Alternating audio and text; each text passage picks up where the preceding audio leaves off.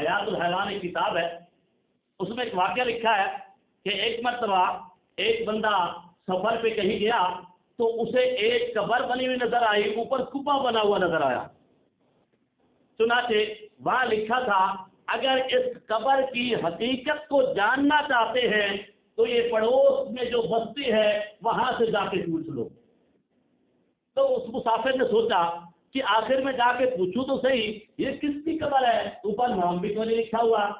جا کے ایک بستی سے پوچھنے لگا تو کسی نے بھی نہیں بتایا کہ ہم تو نہیں جانتے، ہم تو نہیں جانتے۔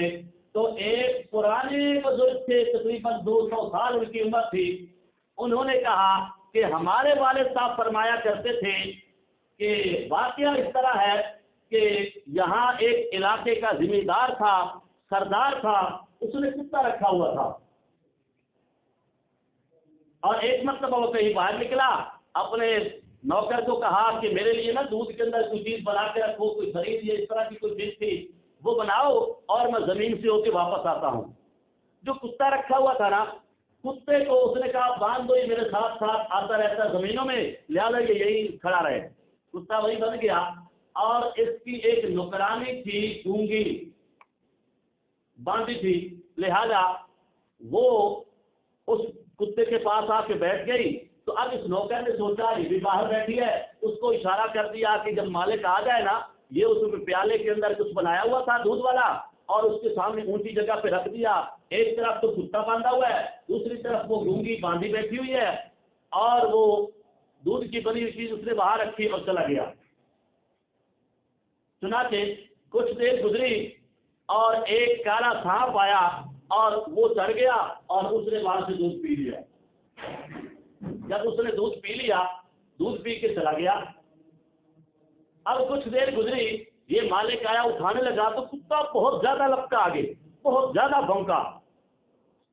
تو اس نے کہا اس کو کیا ہو گیا، اتنا زیادہ یہ بھونک رہا ہے۔ اس نے وہ اپنا کھانے والا برتن رکھ دیا اور اٹھا، اور اٹھ کے جا کے اس نے کتے کی جیسے ہی کنڈی کھولی تو کتا بھاگتا ہوا آیا اور اپنا منہ مارا، اس کا پیالہ گرا دیا۔ اب اس کو بڑا غصہ آیا، اس نے کتے کو مارا، لیکن کتے کی حالت یہ ہے مالک وہ پھر اٹھانے لگا، اس نے کہا ہو سکتا ہے یہ پھر استعمال کر لے۔ کتے کی وفاداری یہ ہے کہ کتے نے جو باقی کچھ گھونٹ پڑا تھا کچھ گرا دیا، لیکن جو گھونٹ مالک پھر اٹھانا چاہتا تھا اس کو جلدی سے منہ لگایا اور پی گیا۔ تو اسی وقت اس کتے کی وفات ہو گئی۔ بعد میں اشاروں میں گونگی بھی وہ بتاتی رہی، لیکن وہ بادشاہ وہ زمیندار نہ سمجھ سکا اس وقت۔ بعد میں اس نے پوچھا کہ ہوا کیا ہے کہ اس نے فوری دودھ پیا اور مر گیا۔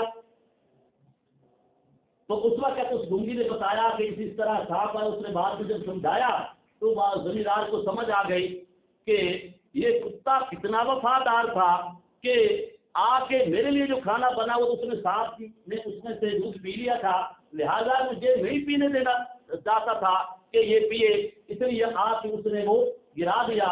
اس بندے کو اس کی ادا یہ بہت پسند آئی اور اس نے اس کی یہ قبر بھی بنا دی اور کپا بنا دیا، تاکہ پتہ چل جائے کہ کتے کے اندر بھی اتنی وفا ہے۔